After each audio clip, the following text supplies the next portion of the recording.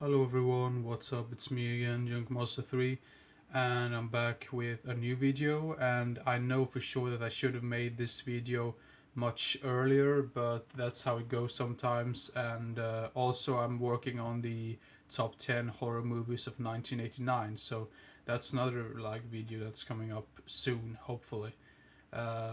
If I sound a little weird in my voice, it's because of my allergies. Because that's always the worst time of the year during summer. I pretty much feel like a vampire in a way because it's really nice to just take a walk out late in the evening or in the night. Okay, that sounded really weird, but anyway, let's begin with the top five of the month for the month of May. And just to before I begin this video, begin this list, is that none of these videos or these films I have in my collection, because all of these I watched on YouTube at one point during May. So yeah, so I'm probably just gonna leave the I'm gonna leave the link to this list in the description so you can read more about the films themselves if you want to know more information or want to know anything else about the films that I'm mentioning today. So yeah, at number five we have a horror comedy film from the early 90s called Love Bites with Adam Ant, who is probably most famous for his musical career than his acting career. But really charming. I mean, it's not really the best of horror films in general, but it's like a vampire film, vampire comedy films. And I'm a big fan when it comes to vampires in general. And I think I've come to the conclusion of that because when I started watching horror films, I preferred werewolves, but now I prefer vampire films more than werewolf films. But then again, it was a while since I saw a really good werewolf film, so maybe that's the reason why. But anyway, Love Bites at number five. Pretty damn entertaining film. I mean, nothing too spectacular, but still entertaining. Then I watched a slasher film, which I think I bought this at one point, and I thought it was a legit release, but it was like a bootleg, and I got really angry. And after that, I didn't watch it, but I watched it on YouTube now instead. And that film is called Death Valley from 1982. Very interesting type of characters. It's basically about this kid, and he's going out with.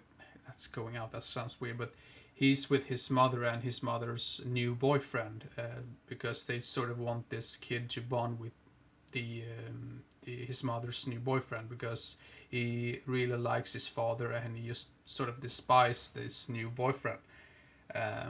So that's the whole plot of that. So they go to this pretty much isolated town, or like this small town, and of course there's some sort of murderer lurking around there, and it's like a sort of like a legend. So people just don't really all believe what they're saying. Some people just say, "Oh, that's just rumors." So, but there is a killer out there killing off people. So, yeah, Death Valley, pretty entertaining slasher film. Not one of the best, but not one of the worst either. So, yeah. But anyway, if you like your slasher films from the 80s in general, I would probably, yeah, I would really recommend this one in a way. So, yeah, Death Valley at number four. And at number three is a film called Rescue Me from 1992 with Michael Dudikoff and Steven Dorff. And this also has Peter DeLuise, who is probably I think he's the son of Dom DeLuise, if I remember correctly, and Amy Dolenz in this one as well. Um, but the thing is with this film, it seems like there was some sort of this whole film was probably like some sort of scheme to just get money. I heard some rumors about this because one of my friends pointed that out, like, oh, this is just some sort of weird scheme to make some quick buck or something. It felt really weird. But that aside, I still really liked the film, and the main reason I think why I liked this film so much was because of the chemistry between the two leading characters, played by Michael Dudikoff and Steven Dorff. And yeah, Amy Dolenz is always like as beautiful as she's always in the films that she's appeared in.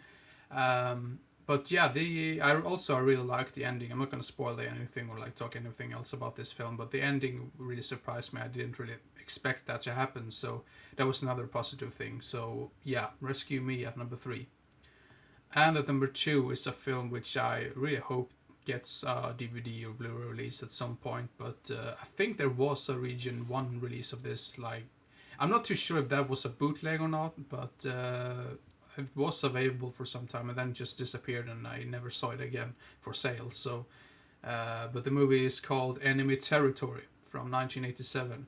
Sort of this gang type of film. It feels really filthy and dirty, and it takes place in this small little like neighborhood, and it's about this guy who's going into this.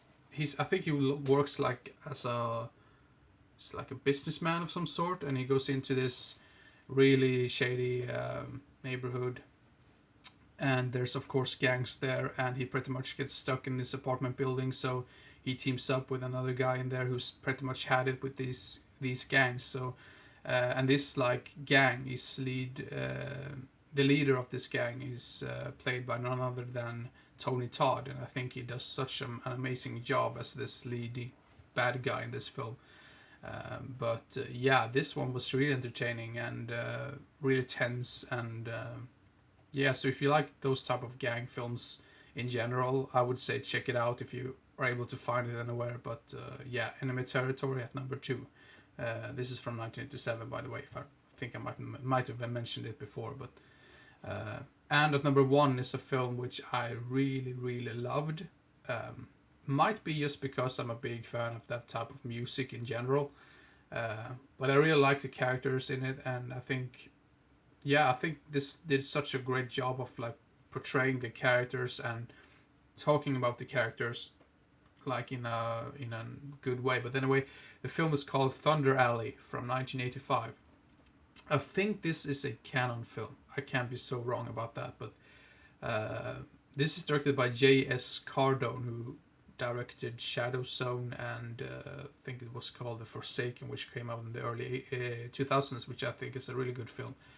This is probably his best film to date, in my opinion. But then again, that's probably because I'm a big fan of that type of music in general. It's like 80s rock and rock pop songs in general. I think maybe, I think it was like ballads as well. So, but anyway, Thunder Alley, I think another reason why I liked it so much was because it felt so realistic in a way, because it felt like it could have been based on the true events and stuff like that. So that's always fascinating to me when a filmmaker tends to create these characters and make them feel really human-like or like more into reality.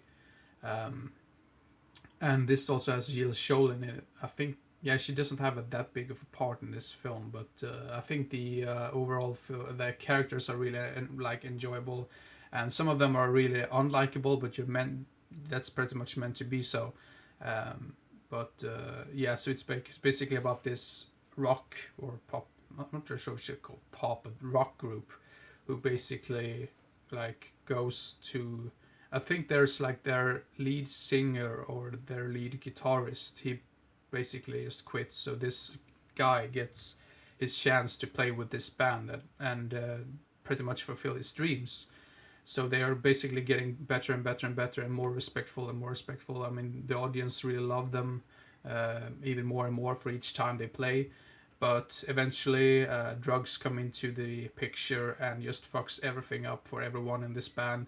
And yeah, that's the only reason why I liked it, because it felt so like it could have been made, this could have been a true event type of thing back in the 80s. So also probably today as well. But yeah, anyway, now I'm not gonna mumble more about this film because I've talked about this movie for almost like 2 or 3 minutes right now probably. So, but yeah, anyway, Thunder Alley at number 1, really entertaining film. If you're able to find a copy of this anywhere, just pick it up. I tried to find any type of release of this, and apparently there was only this VHS release, which went for really ridiculous money. I think it was on eBay or Amazon, I can't remember at this moment. But yeah, Thunder Alley, entertaining film. If you like your 80s films in general, check this one out. You won't be disappointed.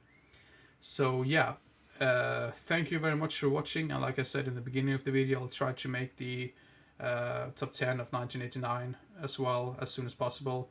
And I'll probably make another I'll try to make another update video. I know for sure that I think I said that in one of my previous videos, that I would not pick up that many movies anymore because of the whole crisis in the world right now, and you never know what's gonna happen. So But I actually did pick up some more films. I know I said that I shouldn't do that, but anyway, that's how it goes sometimes. And yeah, hope everyone enjoyed and didn't get bored. And didn't get bored. I shouldn't say that, but now I said it anyway. But anyway, hope everyone enjoyed and take care. And I'll see you in the next video. Bye bye.